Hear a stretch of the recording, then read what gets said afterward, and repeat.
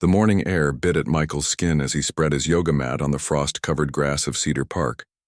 His breath formed small clouds that dissolved quickly in the winter air. It was barely 6:30 a.m., and the park was mostly empty except for a few dedicated joggers moving along the paths, their faces hidden behind scarves and hats. Michael had been following this routine for almost a year now. Rain or shine, hot or cold, he would arrive at the park before heading to his job as a personal trainer. The outdoor workouts kept him grounded, connected to the changing seasons in a way that the climate-controlled gym where he worked couldn't offer. He began with stretches, feeling the pleasant pull in his muscles as they warmed up despite the chill. The temperature reading on his phone showed 28 degrees, but Michael didn't mind. He had dressed in layers, thermal leggings under his track pants, a moisture-wicking shirt beneath his windbreaker, and thin running gloves that allowed him to feel the ground during his exercises. As he dropped down to begin his push-up set, Michael noticed a police car slowly cruising along the park's perimeter road. He thought nothing of it at first. Police often patrolled the area, especially in the early mornings. He counted under his breath, 1, 2, 3, focusing on maintaining perfect form, elbows tucked back straight. By the time he reached 15, he became aware that the patrol car had stopped. Through the corner of his eye, he could see an officer step out and begin walking in his direction. Still, Michael continued his exercise. The park was public space and morning workouts weren't against any law he knew of. "Hey, what are you doing there?" The officer's voice cut through the quiet morning air. Michael completed his current push-up before rising to his feet. He stood tall but kept his hands visible at his sides, a habit his father had taught him years ago when dealing with police. "Good morning, officer." "Just doing my morning workout," Michael replied, his tone respectful but firm. The officer, whose nameplate read Officer Reynolds, looked Michael up and down. Behind him, a white couple jogged past, nodding politely at the officer before continuing their run. Reynolds didn't turn to look at them. "ID," Officer Reynolds demanded without acknowledging Michael's explanation. "May I ask why?" "I'm just exercising in a public park," Michael said, trying to keep his voice even despite the frustration building in his chest. "Because I said so," Reynolds replied, his hand moving to rest on his belt near his taser. "There have been reports of suspicious activity in this area." Michael slowly reached for his wallet, tucked securely in his zippered pocket. As he did, he noticed another jogger watching from a distance, a man walking his dog who had slowed to observe the interaction. "Here you go," Michael said, handing over his driver's license. Officer Reynolds took the ID and looked at it, then back at Michael. "This address current?" "Yes, sir. I live just 3 blocks from here." "And what exactly are you doing out here in freezing weather at this hour?" Reynolds asked, still holding the ID. "Like I said, my morning workout. I do this every day before work. I'm a personal trainer at HealthFit on Main Street." The officer's eyebrows raised slightly. "Every day? Even in this cold?" "Yes, sir. The gym gets crowded and I prefer the fresh air." Reynolds looked down at the yoga mat. "What were you doing just now?" "Push-ups. Part of my routine." "Show me," Reynolds said, his tone making it clear this wasn't a request. Michael blinked, confused. "Excuse me?" "You heard me. If this is your routine, show me these push-ups you were doing." Michael looked around. The man with the dog was now standing still, watching more intently. A few yards away, the white couple had stopped their jog and were stretching, seemingly unaware of what was happening. "Officer, I don't understand why—" "Listen," Reynolds cut him off. "I need to verify your story. Either show me what you were doing, or we can continue this conversation down at the station." Michael felt heat rising in his neck despite the cold. The unfairness of it burned, but he knew arguing would only make things worse.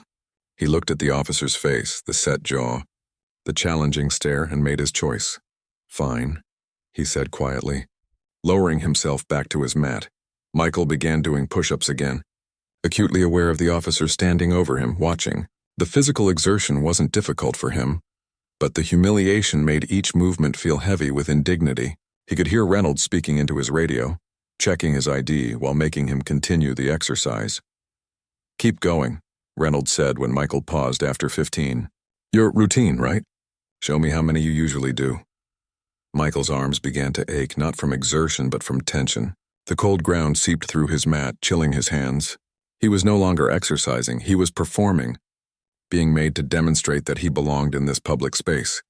Meanwhile, Reynolds held Michael's ID in one hand and his radio in the other, calling in to check for any warrants or violations. His voice was deliberately loud enough for Michael to hear every word. Yeah, got a male subject acting suspiciously in Cedar Park. Claims he's just working out. Running his information now. After what felt like an eternity but was probably about 5 minutes, the radio crackled with a response confirming that Michael had no record, no warrants, nothing that would justify detaining him further.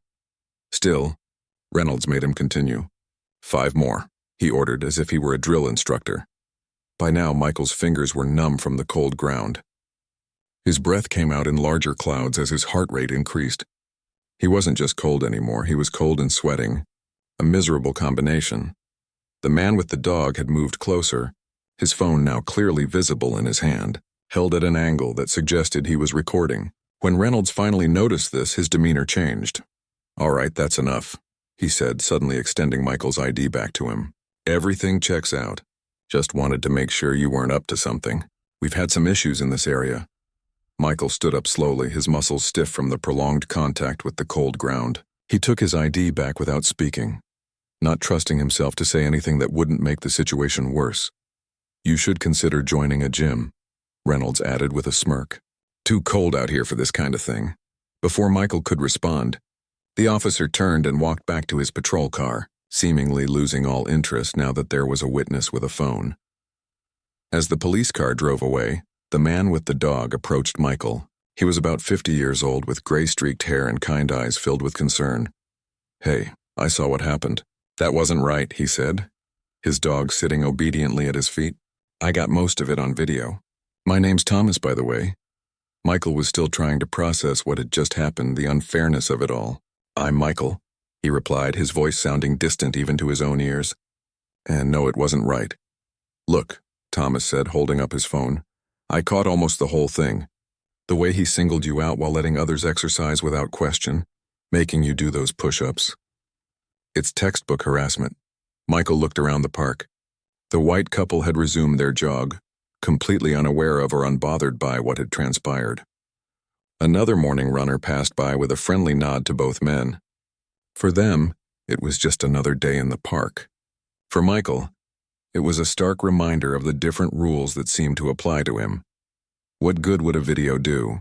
Michael asked, bending down to roll up his mat. It's my word against his.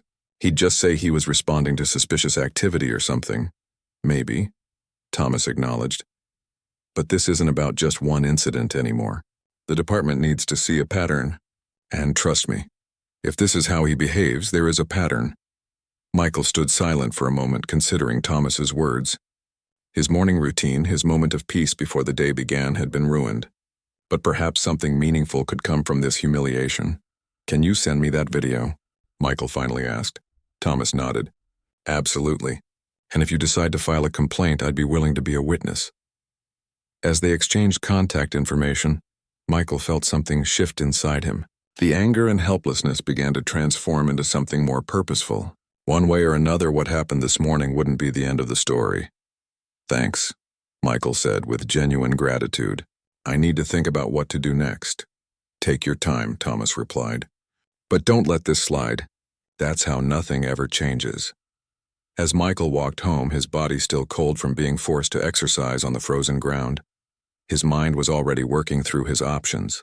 Tomorrow would be a new day, and somehow he would find a way to turn this morning's injustice into something that mattered. Michael couldn't focus at work that day. As he guided his clients through their fitness routines, his mind kept drifting back to that morning in the park. Each time he demonstrated a push-up, he felt a flash of humiliation, remembering how Officer Reynolds had made him perform like a circus animal. You seem distracted today, said his last client of the day, a middle-aged woman who had been training with him for nearly 2 years. Sorry, Michael replied, forcing a smile. Just one of those days. After work, Michael sat in his car in the gym parking lot staring at his phone. Thomas had sent the video an hour after their encounter, but Michael hadn't watched it yet. Something about seeing himself in that moment of powerlessness made his stomach turn. Finally, taking a deep breath, he pressed play. The video was clearer than he expected. Thomas must have started recording shortly after Reynolds approached. Michael could see himself standing respectfully, hands visible, explaining that he was just working out. He could hear the officer's dismissive tone, the unnecessary commands, the pointed questions. And then came the part where he was forced to do push-ups while the officer ran his ID. Watching it from this perspective, Michael felt a new wave of anger wash over him. The discrimination was obvious. In the background, he could see at least 3 other people exercising in the park, all white, none of whom were approached or questioned. His phone buzzed with a text message from his brother. "Anthony still coming for dinner tonight?" Michael had forgotten about the weekly family dinner. For a moment, he considered making an excuse, not feeling up to socializing, but then he realized that talking about what happened might help him process it. "On my way," he texted back. Anthony lived in a modest 2-bedroom house with his wife, Layla, and their 7-year-old daughter, Tui. When Michael arrived, the smell of his sister-in-law's famous pot roast filled the house, and Zoe immediately ran to give him a hug. "Uncle Mike, did you bring me a present?" she asked, her eyes hopeful. Michael laughed, momentarily forgetting his troubles. "Is today a special day I forgot about?" "No," she admitted with a cheeky grin. "But it could be." "Zoe, let your uncle breathe," Layla called from the kitchen. "Dinner's almost ready." As they gathered around the dinner table, the conversation flowed easily at first. Zoe's school projects, Anthony's new promotion, neighborhood gossip. But eventually, Anthony noticed Michael's unusual quietness. "Everything okay, bro? You're not your usual chatty self." Michael put down his fork, suddenly losing his appetite. "Something happened this morning. At the park." As he recounted the incident, he could see his brother's expression darkening. Layla reached across the table to squeeze his hand, and even young Zoe seemed to sense the gravity of the conversation, her usual fidgeting replaced by attentive stillness. "And you have this on video?" Anthony asked when Michael finished. Michael nodded. "This guy Thomas recorded most of it." "Let me see," Anthony said, his jaw tight with anger. Michael hesitated, glancing at Zoe. "Honey, why don't you go finish that drawing for school?" Layla suggested gently. "The one with the butterflies?" Once Zoe had left the room, Michael played the video for his brother and sister-in-law. Anthony watched in grim silence while Layla gasped softly at certain points. "You need to file a complaint," Anthony said as soon as the video ended. "This is clear harassment. Racial profiling. Making you do push-ups in freezing weather while checking your ID. That's humiliation, plain and simple. What good would it do?" Michael countered, voicing the doubt that had been gnawing at him all day. "These complaints just disappear into some file cabinet. Nothing changes. But the video," Layla interjected. "That makes a difference. It's not just your word against his." "She's right," Anthony added, leaning forward earnestly. "Look, I know you. If this happened to someone else and they showed you this video, what would you tell them to do?" Michael knew the answer immediately. He'd tell them to fight to not let it slide, to speak up not just for themselves but for everyone else who might face the same treatment. "There's a community meeting tomorrow night," Layla mentioned, about police relations in the neighborhood. "The new police captain is supposed to be there. Perfect timing, if you ask me." "I don't know." Michael hesitated. "Going public with this, I'm not looking to become some kind of poster boy for police harassment." "Then don't," Anthony said simply. "Just be a citizen reporting misconduct. The video speaks for itself." After dinner, as Michael was helping with the dishes, his phone rang. It was Thomas. "Hey, Michael. I hope I'm not bothering you," Thomas said when Michael answered. "I just wanted to check in, see how you're doing after this morning." "Still processing it, to be honest," Michael admitted. "My family thinks I should file a complaint." "I think you should too," Thomas agreed. "Actually, that's partly why I'm calling. I did some asking around today. Turns out Officer Reynolds has something of a reputation in the neighborhood." "What kind of reputation?" Michael asked, stepping away from the kitchen for privacy. "The kind where people cross the street when they see his patrol car," Thomas explained. "Especially young men of color. I talked to my neighbor who works at the community center. He said there have been at least 3 informal complaints about Reynolds in the past year, but nothing official was ever filed." Michael leaned against the wall, absorbing this information. "So even if I do file a complaint, it probably won't go anywhere." "Maybe, maybe not," Thomas replied. "But here's the thing. The new captain, Captain Chen, she's been making noise about community policing and accountability. Word is she's not just paying lip service. She actually wants to clean house. And you think this could be an opportunity? With the video evidence? Absolutely. Look, there's a community meeting tomorrow night. My sister-in-law just mentioned that, Michael interrupted. She thinks I should go.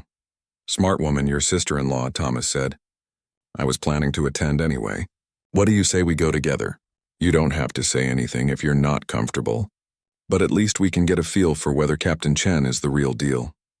By the time Michael left his brother's house that night, he had made up his mind.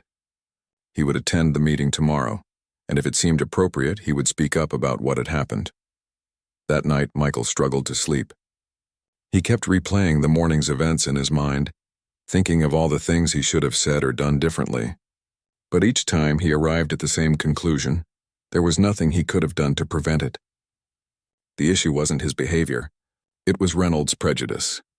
The next morning, Michael hesitated before heading to the park. Part of him wanted to avoid another confrontation, to find somewhere else to exercise. But a stronger part refused to be driven away from a public space he had every right to use. With determination, he laid out his yoga mat in the same spot as the day before. As he began his warm-up stretches, he kept an eye out for patrol cars, but none appeared. His workout was peaceful, undisturbed. Yet he couldn't fully enjoy it, constantly looking over his shoulder. The carefree joy of his morning routine now tainted by yesterday's experience. After work, Michael met Thomas at a coffee shop near the community center where the meeting would be held. Thomas had brought printouts, information about how to file a formal complaint. The police department stated policies on community interactions, and news articles about similar incidents in other parts of the city. You've done your homework, Michael commented, impressed by the older man's thoroughness. Thomas shrugged. I used to be a paralegal before I retired. Old habits die hard. As they walked to the community center, Michael felt a mix of nervousness and resolve. He wasn't seeking vengeance or trying to make a statement. He simply wanted accountability, for Officer Reynolds to face consequences for his actions and, hopefully, change his behavior. The community center's main hall was already crowded when they arrived. Michael recognized faces from the neighborhood: the owner of the local hardware store, teachers from the nearby elementary school, the barber who had been cutting his hair for years. There were also several police officers present, standing along the walls in uniform.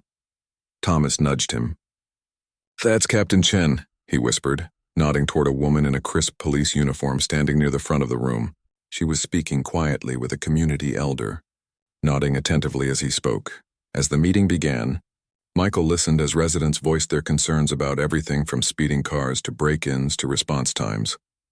Captain Chen addressed each issue directly, without defensive language or excuses.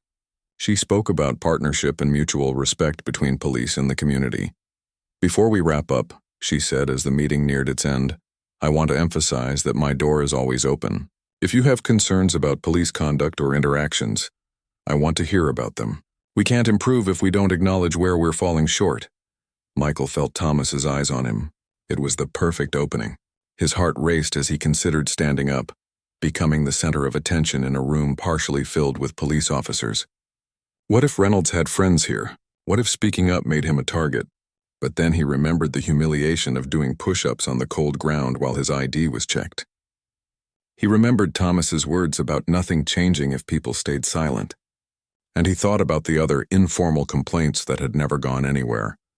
Slowly, Michael raised his hand. All eyes turned to Michael as Captain Chen nodded in his direction. Yes, in the blue jacket. You have something to add? Michael stood, his mouth suddenly dry. He could feel his heartbeat in his throat. My name is Michael Wilson. Yesterday morning, I was working out in Cedar Park when one of your officers approached me. The room grew quieter. Even those who had been whispering among themselves now paid attention. Michael glanced at Thomas, who gave him an encouraging nod. I was doing push-ups on my yoga mat when Officer Reynolds came over. He demanded my ID and made me continue doing push-ups in the freezing cold while he ran a check on me. Michael's voice grew steadier as he spoke. There were other people exercising in the park, all white, but I was the only one questioned. A murmur rippled through the audience.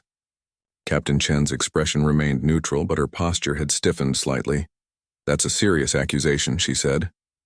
Did anyone witness this interaction? Thomas stood up beside Michael. I did, Captain. I recorded most of it on my phone. Now the murmurs grew louder. One of the officers along the wall shifted uncomfortably. I'd like to see this recording, Captain Chen said. And I'd appreciate if both of you would stay after the meeting to discuss this further. Michael nodded, relief washing over him. At least she was willing to look into it. The meeting wrapped up shortly after, with many residents casting curious glances at Michael as they filed out. A few approached him, sharing their own stories of uncomfortable encounters with Officer Reynolds. He stopped my son 3 times in 1 month, an older woman told Michael, just for walking home from basketball practice after dark. He gave me a ticket for my music being too loud, a college-aged guy added. Meanwhile, the house party down the street with all white students was 10 times louder. When I pointed that out, he threatened to arrest me for disorderly conduct. By the time the room had cleared, except for those staying to talk with the captain, Michael realized this was bigger than just his incident. Captain Chen approached with a notepad in hand. Mr. Wilson, she looked at Thomas. Peterson. Thomas Peterson, he supplied. Mr. Peterson, let's sit down, shall we? They moved to a table near the front of the room. 2 other officers joined them, a woman with lieutenant bars and a man in plain clothes who introduced himself as from Internal Affairs. Before we begin, I want to thank you for coming forward, Captain Chen said. I've only been in charge of this precinct for 3 weeks, but I'm committed to making sure my officers treat everyone with respect and dignity. Thomas pulled out his phone and pulled up the video. It's about 6 minutes long, he said, handing it to Captain Chen. The 4 police officials huddled around the phone, their expressions darkening as they watched. The plainclothes officer took notes. When the video ended, Captain Chen looked up at Michael. I'm sorry this happened to you, she said, her voice sincere. This isn't what we stand for, and it's not acceptable behavior from any officer under my command. The lieutenant spoke next. Officer Reynolds is relatively new to our precinct. He transferred in about 8 months ago. We've had informal concerns raised about his approach to community policing. But no formal complaints? Michael asked. The lieutenant shook her head. Nothing official. Without documentation, there's little we can do beyond counseling and additional training. Which clearly hasn't been effective, Captain Chen added. Her frustration evident. The Internal Affairs officer cleared his throat. Mr. Wilson, are you willing to file a formal complaint? With this video evidence, we have something concrete to work with. Michael thought about all the people who had approached him after the meeting, sharing their own stories. Yes, he said firmly. I want to file a complaint. Good, Captain Chen nodded. Lieutenant Rivera will help you with the paperwork tonight. We'll need statements from both of you, she added, looking at Thomas. As they filled out forms and gave their accounts of what happened, Michael felt like a weight was lifting. Whether anything would come of it remained to be seen, but at least he was doing something. What happens next? He asked as they finished the paperwork. We'll conduct a full investigation, the Internal Affairs officer explained. Review the video, interview Officer Reynolds and any other witnesses. Based on our findings, disciplinary actions could range from a written reprimand to suspension or even termination, depending on the severity and if there's a pattern of behavior. How long will that take? Typically a few weeks. We'll keep you informed of the progress, Captain Chen promised. And Mr. Wilson, I want you to have my direct number. If you experience any further issues or feel you're being targeted in any way, call me immediately. Michael was touched by her seriousness. He'd expected bureaucratic runaround, not this level of personal accountability. As they left the community center, Thomas clapped him on the shoulder. You did good in there. A lot of people wouldn't have had the guts. Thanks for having my back, Michael replied. I couldn't have done it without your video. Just being a decent human being, Thomas shrugged. Too many people look the other way when they see injustice. I'm too old for that nonsense now. On his way home, Michael called his brother to update him. They actually took it seriously. Anthony sounded surprised. The new captain seems legit, Michael confirmed. She gave me her personal number in case there's any blowback. That's unexpected, Anthony admitted. Just be careful, bro. Sometimes these things get messy. Michael knew his brother was worried about potential retaliation. The concern had crossed his mind too, but he couldn't let fear stop him from doing what was right. I'll be fine, he assured Anthony. This isn't just about me anymore. That night, Michael slept better than he had in days. He felt like he'd taken back some control, stood up for himself in a meaningful way. The next morning, he returned to the park for his usual workout. As he spread his mat on the frosty grass, he noticed a patrol car slowly driving by. His stomach clenched, but the car didn't stop. The officer inside, not Reynolds, gave him a polite nod and continued on his route. Days passed without incident. Michael kept expecting some kind of fallout, but his morning workouts remained peaceful. He wondered if word had gotten around the department about his complaint, if officers had been instructed to leave him alone.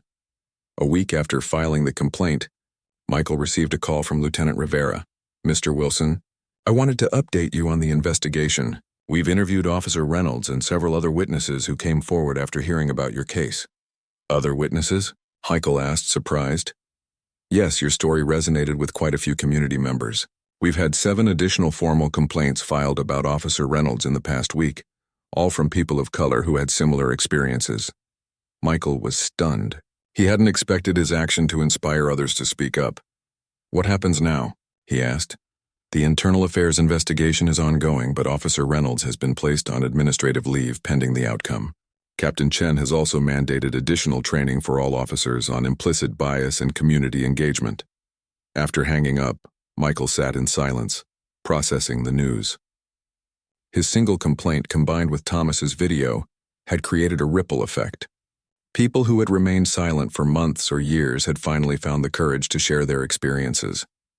That evening, as Michael was leaving the gym after work, he noticed a news van parked outside. A reporter and cameraman were interviewing someone. Michael hung back, watching from a distance. He could hear Thomas describing the incident in the park, explaining why he decided to record it. "The public has a right to know how some officers are treating citizens," Thomas was saying. "This isn't about attacking the police. It's about making sure everyone is treated with dignity and respect." The reporter noticed Michael and waved him over. "Are you Michael Wilson, the man in the video?" Michael hesitated. He hadn't planned on going public with his story, beyond filing the official complaint. But seeing Thomas speaking so eloquently about what happened, he realized that keeping quiet now would undermine everything they'd worked for. With a deep breath, he walked over to join Thomas. "Yes, I am," he told the reporter, "and I'm ready to share what happened." As the camera turned to focus on him, Michael felt a strange calm settle over him. This wasn't how he expected his story to unfold when he was doing push-ups in the cold a week ago. But sometimes the most important changes came from the most unexpected moments. He straightened his shoulders and began to speak, his voice clear and steady. This was no longer just about one morning in the park. It was about making sure no one else had to experience what he did. It was about accountability and change and the courage to stand up and say, "This is not okay." Michael's story spread quickly. By the next morning, the local news segment featuring his interview had been shared thousands of times on social media. His phone wouldn't stop buzzing with notifications. Messages from friends who'd seen him on TV, old classmates expressing support, and even strangers thanking him for speaking up. "You're trending," Anthony told him over breakfast at a local diner. "The hashtag #PushUpJustice is everywhere." Michael groaned, setting down his coffee mug. "That's not what I wanted. I just wanted accountability for one officer's actions." "Well, you got people's attention," his brother replied. "The question is, what are you going to do with it?" It was a fair question. Michael had never sought the spotlight, had never seen himself as an activist. He was just a personal trainer who wanted to work out in peace. But now people were looking to him for leadership, for next steps. "I don't know," Michael admitted. "This is all happening so fast." After breakfast, Michael headed to work, hoping for some normalcy. But as he walked into the gym, conversation stopped. Heads turned. Some clients gave him encouraging smiles, while others avoided eye contact entirely. His manager, Pete, called him into the office before his first session. "So," Pete began awkwardly, "you're all over the news." Michael tensed. "Is that a problem?" Pete held up his hands. "Not for me. I think what you're doing is important, but..." He hesitated. "Some of our clients have expressed concerns." "About what?" Michael asked, though he could guess. "They're worried about the gym getting political, about taking sides." Pete looked uncomfortable. "Look, I'm on your side here. What happened to you was wrong, but I need to think about the business too." Michael felt a flash of anger. "So what are you saying? You want me to quit?" No, Pete assured him quickly. "Just Maybe keep a low profile for a while? Let things die down? The conversation left Michael with a bitter taste in his mouth. He'd expected pushback from some quarters, but not from his workplace. Not from Pete, who'd always seemed supportive. As he went through his day, he noticed the sideways glances, the whispers. A few clients canceled their sessions. Others made a point of telling him they supported what he was doing. The gym had become a microcosm of the larger community reaction, some people applauding his courage, others wishing he'd just kept quiet. During his lunch break, Michael checked his phone and found a message from an unfamiliar number. Mr. Wilson, this is Captain Chen. Could you come by the station this afternoon? There have been some developments in your case I'd like to discuss in person. Michael's stomach tightened. What kind of developments? Had Reynolds been cleared? Was the investigation being dropped? He texted back that he would be there after work. The rest of his workday dragged by. By closing time, his nerves were frayed. He changed quickly and drove to the police station, steeling himself for bad news. The desk sergeant recognized him immediately. Mr. Wilson, Captain Chen is expecting you. I'll let her know you're here. Michael was led to a conference room where Captain Chen was waiting with Lieutenant Rivera and the internal affairs officer he'd met at the community meeting. Thank you for coming, Captain Chen said, gesturing for him to sit. I know this must be a stressful time for you. Michael nodded, too tense to speak. I'll get straight to the point, she continued. Since your story went public, we've received 12 more complaints about Officer Reynolds. The pattern is clear and troubling. Michael felt a rush of relief. They weren't dismissing the case. The internal affairs investigation is still ongoing, the IA officer added. But given the video evidence and the volume of similar complaints, we've extended Officer Reynolds' administrative leave indefinitely. We're also implementing immediate changes to our training and oversight procedures, Lieutenant Rivera said. All officers will undergo additional bias training, and we're installing dashboard and body cameras for greater accountability. Michael listened, hardly believing what he was hearing. He'd expected bureaucratic resistance, not this level of responsiveness. There's more, Captain Chen said. The mayor called me this morning. Your case has gained enough attention that he wants to form a citizen oversight committee to review police conduct. He'd like you to be part of it. Me? Michael was stunned. I don't know anything about police procedures or policy. You know what it's like to be on the receiving end of biased policing, Captain Chen pointed out.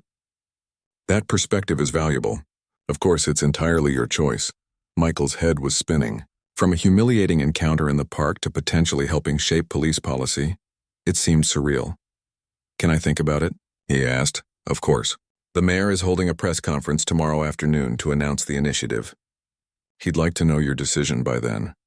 As Michael left the station, he noticed a group of protesters gathered across the street. They held signs reading "Justice for Michael" and "End Police Harassment." He ducked his head, hurrying to his car. The attention made him deeply uncomfortable. He called Thomas on the drive home. They want me on some citizen oversight committee, he explained. The mayor's announcing it tomorrow. That's fantastic, Thomas exclaimed. A real chance to make lasting change. But what do I know about any of this? Michael countered. I'm not an activist or a policy expert. I'm just a guy who got hassled in a park. Sometimes that's enough, Thomas said gently. Sometimes being the guy who got hassled and refused to stay quiet is exactly what's needed. When Michael got home, he found a small group of reporters waiting outside his apartment building. Cameras flashed as he approached. Questions were shouted his way. Michael, how do you feel about Officer Reynolds being put on leave? Do you think your case will lead to real change? Are you planning to file a lawsuit against the department? He pushed past them without comment, his heart racing. Inside his apartment, he closed the blinds and sank onto his couch, overwhelmed. This wasn't what he'd wanted. He'd just wanted acknowledgement that what happened to him was wrong. His phone rang, his brother calling to check on him. You okay? Anthony asked. I saw the news vans outside your place. I don't know, Michael admitted. This is all too much. Too fast. You want to come stay with us for a few days? Get away from the spotlight. The offer was tempting, but Michael knew he couldn't hide. Thanks, but I need to figure this out. The mayor wants me on this oversight committee. They're announcing it tomorrow. There was a pause. Are you going to do it? I don't know, Michael repeated. Part of me thinks I should just go back to my normal life. Let someone else fight this battle. And the other part? Michael stared out his window at the news van still parked on his street. The other part knows I can't go back. Not really. Not after everything that's happened. After hanging up, Michael paced his apartment, weighing his options. The easy path would be to decline the mayor's offer, to step back from the spotlight and let the momentum he'd created carry on without him. But would that be enough? Would real change happen if he walked away now? He thought about all the people who had come forward with their own stories after seeing his. He thought about the responsibility that came with the platform he'd unexpectedly been given. By morning, he'd made his decision. The mayor's office was smaller than Michael had imagined, cluttered with framed photos and civic awards. Mayor Patterson, a tall man with salt and pepper hair, rose to greet him warmly. "Mr. Wilson, thank you for coming. I appreciate you considering this role on short notice." Also present were Captain Chen, the city's legal counsel, and the police commissioner, a stern-looking older man who seemed less enthusiastic about the meeting.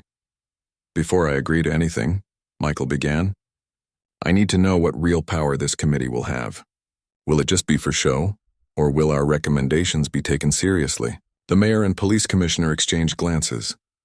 "That's a fair question," Mayor Patterson acknowledged. "The committee will have the authority to review complaints, recommend disciplinary actions, and suggest policy changes.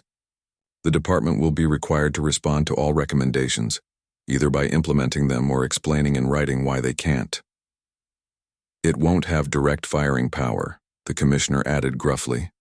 "That remains with the department, but its findings will carry significant weight." Michael considered this. It wasn't perfect, but it was a start.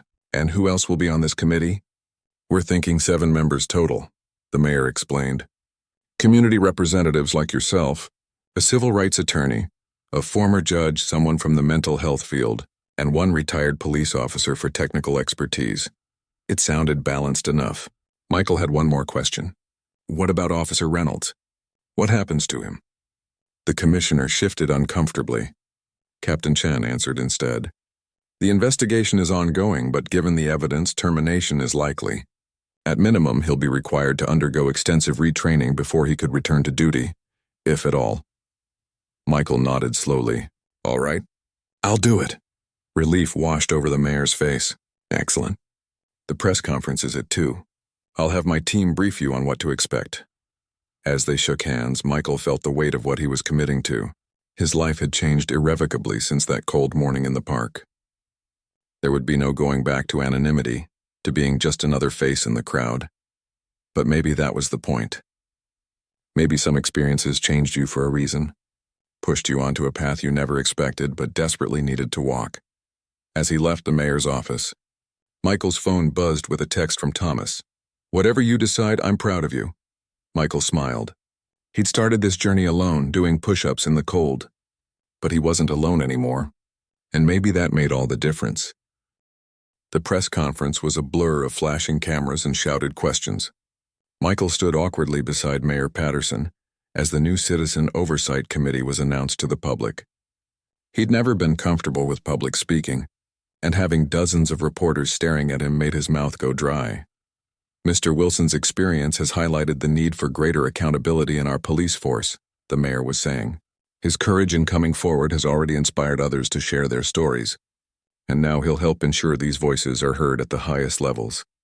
When it was Michael's turn to speak, he kept his comments brief and from the heart. "I never wanted to be in this position," he said into the forest of microphones. "I just wanted to exercise in the park without being harassed. But now that I'm here, I plan to make it count. No one should be treated differently because of the color of their skin, not by those sworn to protect us." As the weeks passed, Michael settled into his new role. The Citizen Oversight Committee met twice monthly in the City Hall, reviewing complaints and suggesting policy changes.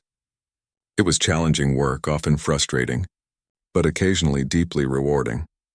3 months after the incident in the park, the committee faced its biggest test, reviewing the completed investigation of Officer Reynolds. The 7 committee members sat around a large table, examining the thick folder of evidence. The Internal Affairs report documented 23 separate complaints against Reynolds over his 18 months with the department. The pattern was undeniable.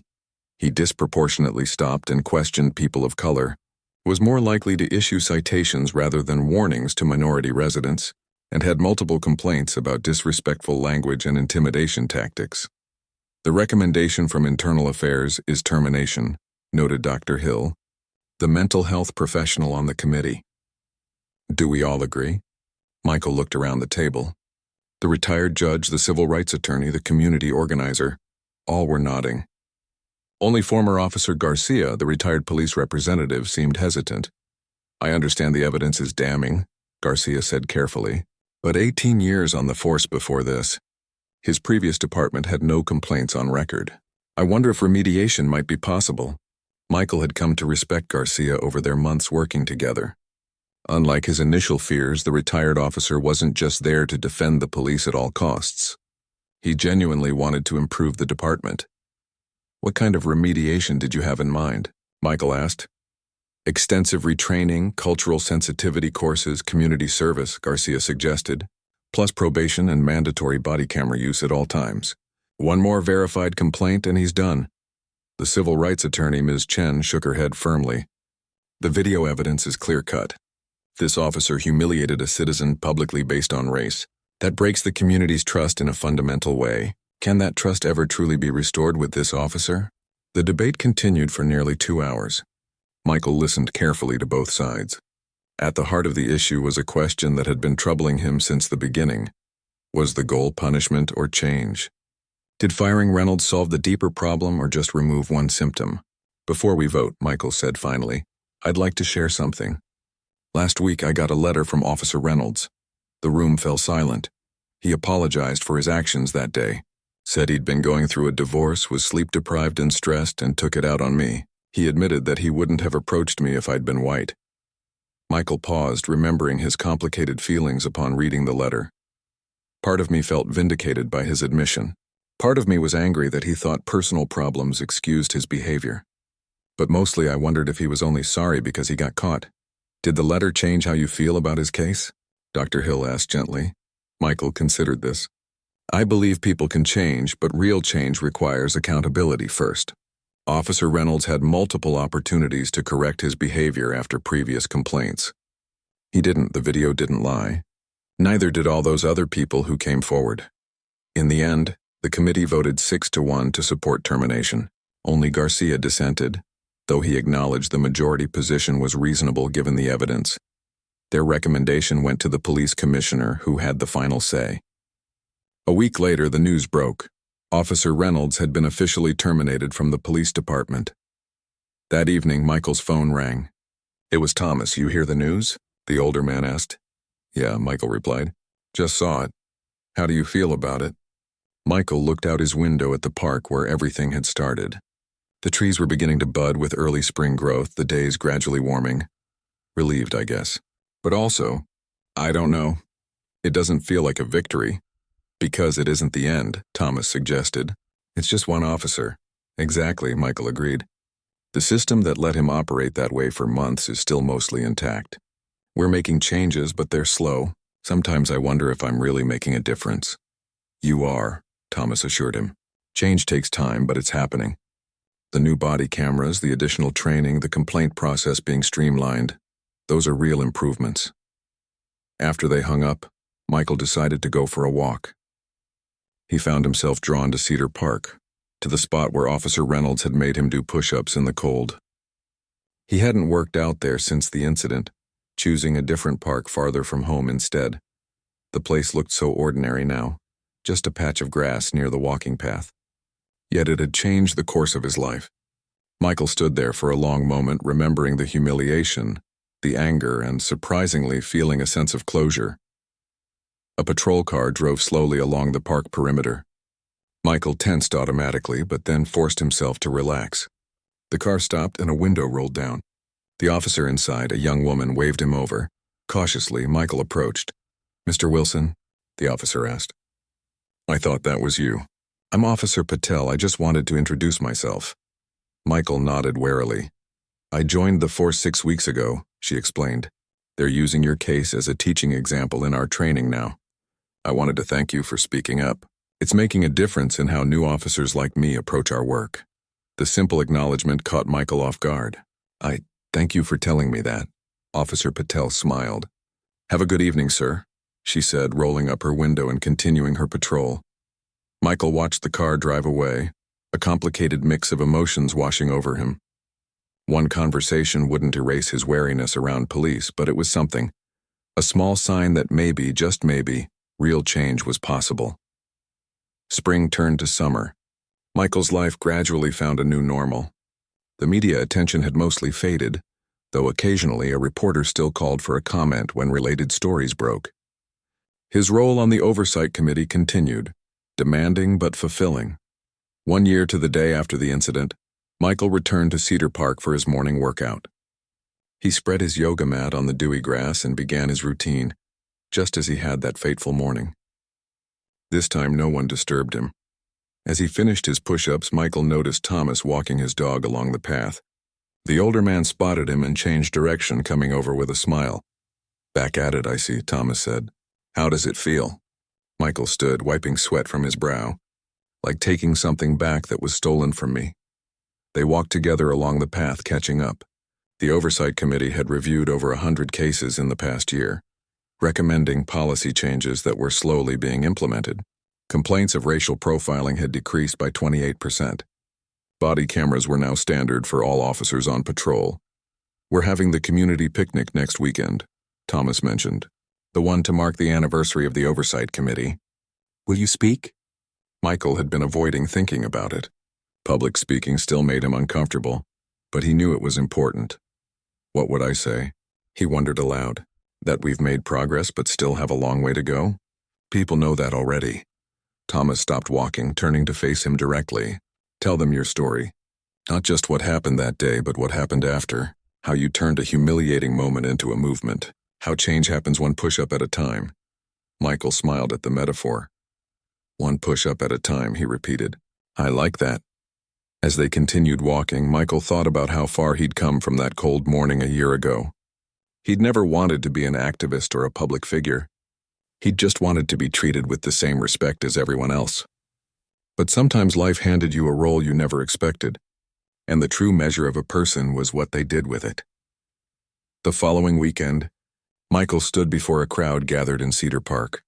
Families sat on blankets, children played nearby, and members of the police department, including Captain Chen and Officer Patel, were there in street clothes, sharing food and conversation with community members.